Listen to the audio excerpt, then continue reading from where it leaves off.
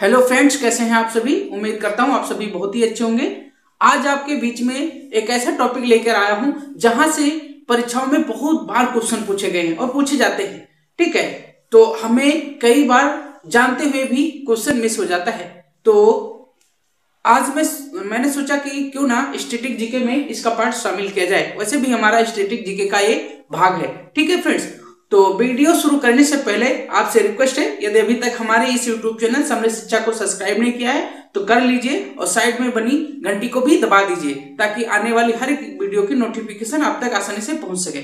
ठीक है, तो आइए देखते हैं आज का हमारा प्रकरण क्या है, हमारा आज का टॉपिक क्या है। हमारा टॉपिक है अंतरराष्ट्रीय सीमा रेखाएं। ठीक है, जब दो देशों का विभाजन होता है तो उनके बीच में कुछ मानक होते हैं, कुछ सीमाएं होती हैं, उनके नाम रखे जाते हैं, उन्हीं पे चर्चा करेंगे। तो पहला जो है मैक-मोहन रेखा, बहुत बार पूछा गया है। ये क्या है? भारत और चीन के बीच की सीमा रेखा है। ठीक है, 1914 में इसका अस्तित्व में आई थी। 1914 में शिमला समझौता हुआ था जिसमें भारत और तिब्बत के बीच में यह सीमा रेखा बनाई गई थी और एक मैक-मोहन के नाम पर रखा गया था। ठीक है, और इसके बाद में जब चाइना ने क्या किया, जो तिब्बत का भाग था उसको अधिग्रहण कर लिया, तब से इस सीमा का नाम भारत और चीन के बीच की रेखा के नाम से जाना जाने लगा। क्लियर? यानी कि 1914 में मैक-मोहन रेखा अस्तित्व में आई थी। पहले ये रेखा भारत और तिब्बत के बीच की सीमा रेखा थी। बाद में जब चाइना ने इस पे अधिग्रहण कर लिया तिब्बत पे, तो ये सीमा रेखा भारत और चीन के बीच में हो गई। ठीक है, अगली है रेड क्लिफ। रेड क्लिफ आप सभी जानते हैं, ये भारत और पाकिस्तान के बीच की सीमा रेखा है और ये इसका कब अस्तित्व में आई थी या इसका कब निर्माण हुआ था? तो 1947 में जब भारत और पाकिस्तान का विभाजन हुआ था तभी ये रेड क्लिफ अस्तित्व में आई थी। ठीक है फ्रेंड्स, नेक्स्ट देखते हैं मेडिसन रेखा। ये अमेरिका और कनाडा के बीच की सीमा रेखा है। और इसके बाद है मैनरहीन। ये मैनरहीन है रेखा है, ये किसके बीच में है? तो फिनलैंड और रूस के बीच में है। ठीक है, कई बार क्वेश्चन पूछे जाते हैं, आपको ध्यान रखने की जरूरत है। अगला है मैकीनाइट रेखा। ये फ्रांस और जर्मनी के बीच की सीमा रेखा है, यानी फ्रांस और जर्मनी को विभाजित करती है। ठीक है, अगला है हिंडनबर्ग रेखा।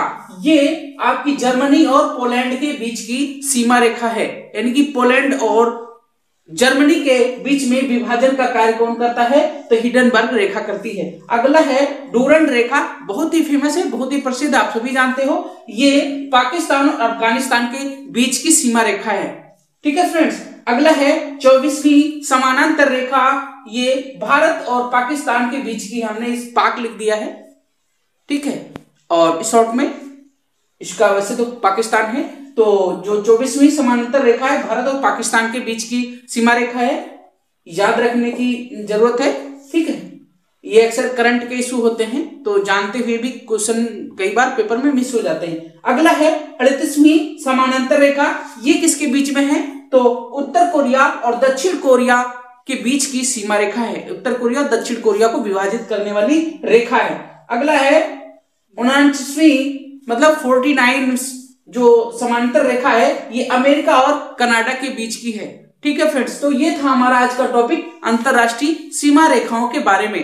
तो आपको वीडियो कैसा लगा कमेंट करके जरूर बताइए और वीडियो को लाइक करिए। ठीक है फ्रेंड्स, आपसे एक रिक्वेस्ट है कि आप सभी जानते हो कि वीडियो बनाने में, अपलोड करने में और इसको एडिट करने में काफी समय लगता है और ये सब कार्य व्यक्ति लगातार करते रहे, इसके लिए उसे मोटिवेशन की जरूरत होती है। फ्रेंड्स, आप सभी आप सभी जानते हो, आप भी यदि किसी कार्य को करते हो तो वहां पे मोटिवेशन की जरूरत पड़ती है, उत्साह की, जुनून की जरूरत पड़ती है। और वो जुनून, उत्साह अगर आपको मिलता रहे तो आप कार्य कंटिन्यू करते रहते हो। उसी तरह से फ्रेंड्स, हमें भी मोटिवेशन की जरूरत पड़ती है। कई बार हतोत्साहित हो जाता हूं तो आप लोगों का कमेंट देखता हूं, लाइक देखता हूं और चैनल को सब्सक्राइब करते हो। सब्सक्राइबर जब बढ़ते हैं तो मोटिवेट हो जाता हूं। इसी तरह से आप मोटिवेशन को बनाए रखें, इसलिए चैनल को अभी तक सब्सक्राइब नहीं किया है तो कर लीजिए और लिंक को अपने दोस्तों में शेयर कर दो ठीक है, ताकि ज्यादा से ज्यादा लोग जुड़ सकें और सब्सक्राइबर हो सकें। जितना ही लाइक और सब्सक्राइबर आते हैं उतना ही हम ज्यादा मोटिवेट हो जाते हैं। हमारी कोशिश रहती है कि एक से बढ़कर एक वीडियो आपके सामने लेकर आए फ्रेंड्स।